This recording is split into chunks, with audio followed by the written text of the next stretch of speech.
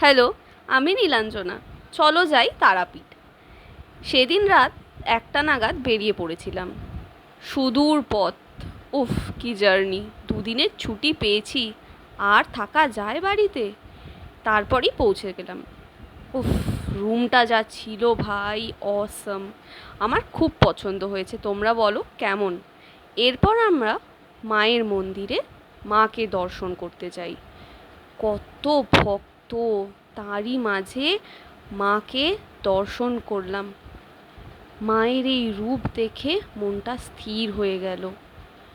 আমি একই রব চারিদিকে শুনতে পাচ্ছিলাম, জয় মা তারা, জয় মা তারা। মায়ের এই রূপ দেখে আমি মুগ্ধ। মায়ের সন্ধ্যা আরতি হচ্ছিল, দেখতেই পারছেন আপনারা। তারপর টুকটাক খাওয়া দাওয়া, কেনাকাটা, এই আর কি।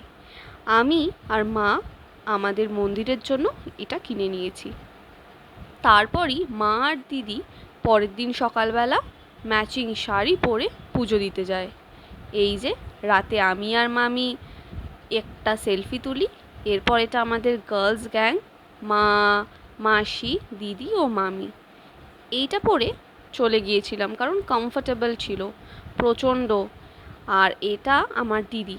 দিদি, প্লিজ এটা দেখলে কিন্তু কমেন্ট করবি। এটা আমার আরেকটি লুক। আর এরপর এই জামাটা পরে, এই কুর্তিটা পরে আমি পুজো দিয়েছিলাম।